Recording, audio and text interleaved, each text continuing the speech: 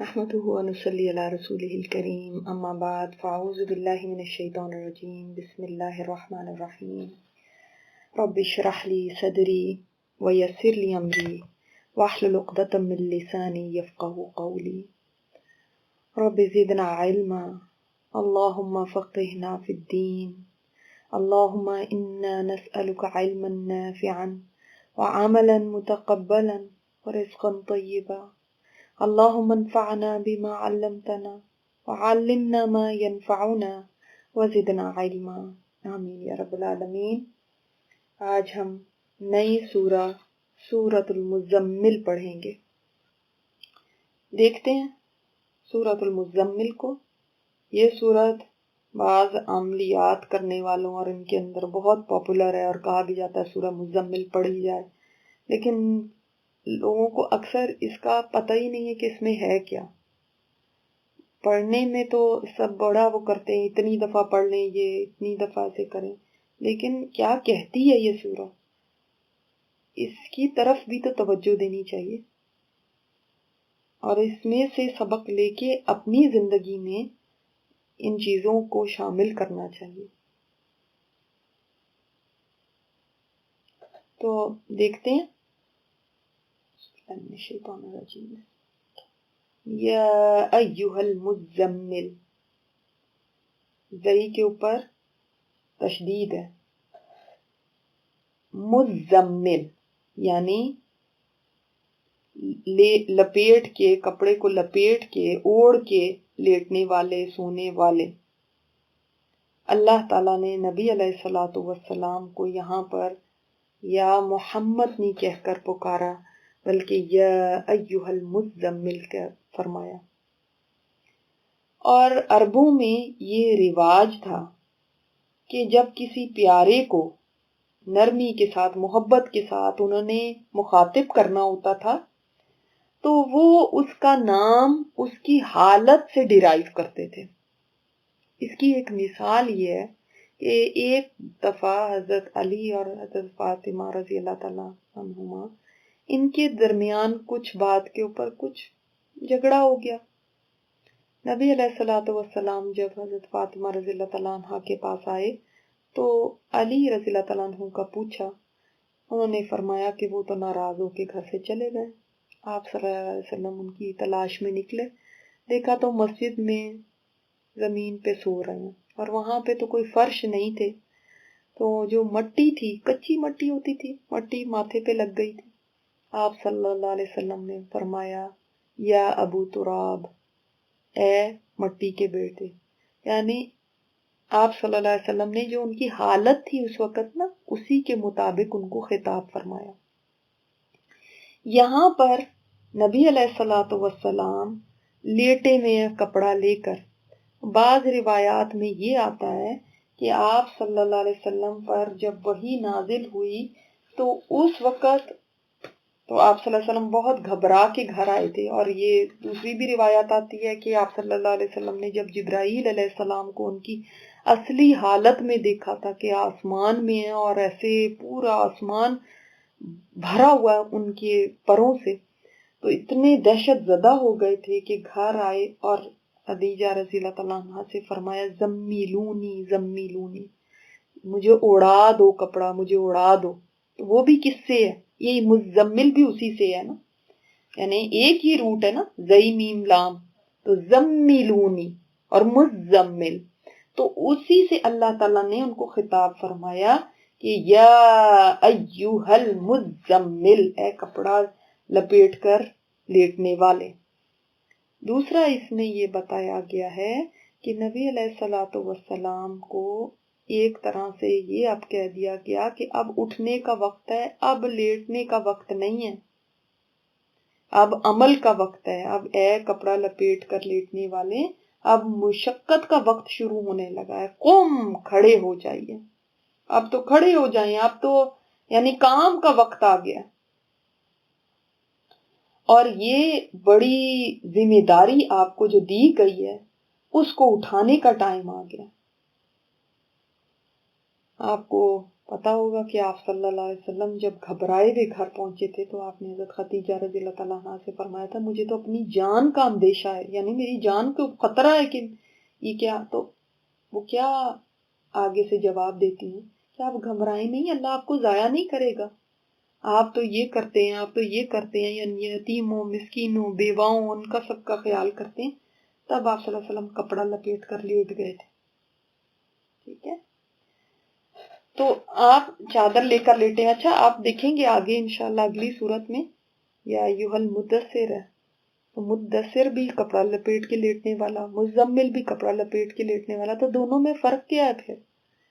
دونوں میں فرق یہ ہے کہ مزمل کہتے ہیں سردی میں موٹا کپڑا لپیٹ کر لیٹنا، اور مدثر کہتے ہیں باریک کپڑا لپیٹ کر لیٹنے والا۔ قُمِ اللَّيْلَ إِلَّا قَلِيلًا، قیام کریں رات کو مگر تھوڑا، یعنی پوری رات نہیں کرنا، قلیل، کتنا قلیل، کتنا تھوڑا، مطلب کہا جائے رات کو آپ نے قیام کرنا ہے مگر تھوڑا، تو تھوڑا کتنا، نصفہ، آدھی اس کی یعنی رات کی، اوِن قُس یا کم کر لو، منہ اس سے، قلیلا، لیکن کم کتنا کرنا، یہ نہیں کہ بالکل ہی کم کر دینا، نہیں، منہ اس میں سے، قلیلا تھوڑا سا، نصف میں سے یا تو تھوڑا سا کم کر لو۔ اب یہاں پہلا حکم جو آپ صلی اللہ علیہ وسلم کو دیا گیا کہ آپ کو اے کپڑا لپیٹ کر لیٹنے والے، آپ کو قیام کرنا ہے رات کو تھوڑا سا، آدھی رات یا آدھی رات سے تھوڑا کم کر لیں، یعنی 1/3 ہو گیا، 1/3 کر لیں، بالکل یہ نہیں کہ آدھی رات کو بھی آدھا کر لیں، آدھی رات سے تھوڑا سا کم کر لیں۔ یہ اب آپ لوگ نا خاص طور پہ اس سورت کا شروع کے جو آیات ہیں ان کو ذرا بہت توجہ سے سنیے گا، کیونکہ یہ آپ کو ورنہ سمجھ خود نہیں آئیں گی، ٹھیک ہے، آپ لوگوں کی پورا فوکس ہونا چاہیے۔ اب نبی علیہ الصلوۃ والسلام کو یہ کیوں کہا گیا، یہ کیوں آپ صلی اللہ علیہ وسلم سے یہ کہا گیا کہ کھڑے ہوں؟ کھڑے تو ویسے بھی ہو سکتا ہے انسان، لیکن یہاں پہ مراد کیا ہے کھڑے ہونا، یعنی نماز میں کھڑے ہوں۔ آپ صلی اللہ علیہ وسلم تو جس وقت یہ بھی پتا چلا تھا نا کہ لوگ دار الندوہ میں آپ کی باتیں کر رہے ہیں، اور وہ یعنی شروع میں ہی جب آپ صلی اللہ علیہ وسلم نے، میں نے آپ کو بتایا سورہ مدثر اتری ہے، تو آپ صلی اللہ علیہ وسلم نے لوگوں کو بتانا شروع کیا، ابھی اوپن دعویٰ تو نہیں شروع ہوا تھا مگر قریبی لوگوں کو، تو اب انہوں نے سوچا کہ یہ تو ہرا میں جا کے بیٹھتے تھے، تو لگتا ہے ان کے اوپر کچھ اثر ہو گیا، کوئی دماغ پہ اثر ہو گیا، کوئی جن کا کچھ ہو گیا یا کیا ہو گیا، تو انہوں نے کہا کہ ہم یہ نہ ہو کہ لوگ ان کی طرف اٹریکٹ ہونے لگے، تو ان کو کہو کہ مجنون ہو گئے ہیں، کوئی جادوگر ہیں، کوئی کچھ کہنے لگے، کوئی کچھ۔ جب آپ صلی اللہ علیہ وسلم کو اس کا علم ہوا تو آپ کو اتنی یعنی تکلیف ہوئی کہ یہ کیا مجھے کہہ رہے ہیں، کیا پلاننگ کر رہے ہیں، کیا القابات دے رہے ہیں۔ تو اللہ تعالیٰ نے آپ کو مضبوط کرنے کے لیے کہ اب یہ جو کام کرنا ہے نا آپ نے، اس میں تو اس قسم کے تو طریقے ہوں گے، اس قسم کی مخالفت ہوگی، اس قسم کی باتیں ہوں گی، لوگ باتیں بھی بنائیں گے، لوگ تانے بھی دیں گے، لوگ ٹارچر بھی کریں گے، لوگ ہنسی بھی اڑائیں گے، مذاق کا نشانہ بھی آپ بنیں گے، لوگ ہر طرح سے تنگ کریں گے۔ یہ وہ راستہ ہے جو کانٹوں بھرا راستہ ہے۔ دیکھیں آپ صلی اللہ علیہ وسلم کے وقت میں بھی نا، جیسے آپ کو پہلے بھی بتایا تھا کہ کچھ لوگ موحد تھے، کچھ لوگ ایسے تھے جو اس وقت بھی بت پرستی نہیں کرتے تھے، کچھ لوگ ایسے تھے جیسے ورقہ بن نوفل، وہ تو اس وقت میں بھی یعنی عیسائی مذہب پر تھے اور عالم تھے، مگر لوگ ان کو کچھ نہیں کہتے تھے، اور بھی کچھ لوگ تھے جو بت پرستی نہیں کرتے تھے، لوگوں کو ان سے کوئی بیر نہیں تھا۔ پرابلم اب کیا تھی؟ پرابلم تب شروع ہوتی ہے جس وقت کہ آپ دوسروں کو بھی بتانا شروع کر دیں اور دوسروں کو بھی اس راستے کی طرف بلائیں، اور یا دوسرے انکمفرٹیبل فیل کرنے لگیں کہ ہاں ہمیں بھی یہ کرنا پڑے گا، تب پرابلم سٹارٹ ہوتی ہے۔ تو یہ تو راستہ کوئی پھولوں والا راستہ نہیں، یہ تو کانٹوں والا راستہ ہے، اس میں تو بہت تکلیف برداشت کرنی پڑے گی۔ اب اس کے لیے اللہ تعالیٰ اپنے نبی کو کیسے تیار کر رہے ہیں؟ یعنی میں نے آپ کو جو بتایا نا کہ دائی کی صفات کیا ہونی چاہیے، دائی بننے کے لیے کیا کرنا ضروری ہے۔ دیکھیں، آپ کو کوئی بھی پروفیشن آپ اپناتے ہیں اس کے لیے آپ کو کچھ کرنا پڑتا ہے۔ آپ ڈاکٹر بن رہے ہیں، آپ انجینئر بن رہے ہیں، آپ آرکیٹیکٹ، کچھ نہ کچھ تو آپ کو اس کے مطابق پڑھائی کرنی پڑتی ہے۔ دائی بننے کے لیے فرسٹ پری ریکوزٹ کیا ہے؟ قوم اللیل، رات میں کھڑے ہونا۔ اور یہ آپ صلی اللہ علیہ وسلم کے لیے بھی انسٹرکشن تھی اور آپ کے صحابہ کے لیے بھی تھی شروع میں۔ یہ میں آپ کو بعد میں بتاؤں گی کہ بعد میں یہ چیز فرضیت کی، یعنی اس سے حکم سے نکل گئی، پھر فرضیت نہیں تھی بعد میں، تو اب تو ایک نفلی عبادت ہے، مستحب ہے، بہت پسندیدہ ہے، لیکن فرض نہیں ہے۔ مگر شروع میں یہ فرض تھی۔ آپ کے صحابہ پر کیوں فرض تھی؟ اس لیے کہ ان کو بھی بڑا کچھ برداشت کرنا تھا، ان کے پر بھی بڑا کچھ ٹارچر ہونا تھا، ان کی بھی بڑی مخالفت ہونی تھی۔ اس کے لیے یہ ہے ٹول جس کے ذریعے انسان سٹرینتھ پاتا ہے ان سب مخالفتوں کو سہنے کی۔ سمجھ آئی؟ جب آپ کے لیے بھی کوئی مخالفت ہو، خاص طور پہ دین کے راستے میں، اگر دین کے راستے میں نہیں بھی، ویسے بھی اگر ایسے لوگوں کے ساتھ آپ کا سامنا ہے جو لوگ مخالفتیں کرتے ہیں، دشمنیاں کرتے ہیں، جو آپ کو تکلیف پہنچانا چاہتے ہیں، تو ایک طریقہ کیا ہے؟ قوم اللیل، رات کو اٹھیں، قیام اللیل۔ اور قیام اللیل کیا ہوتا ہے؟ رات کے کسی بھی حصے میں آپ اللہ تعالیٰ کے آگے کھڑے ہو کر قرآن کی تلاوت کیجئے، قرآن کو پڑھیں۔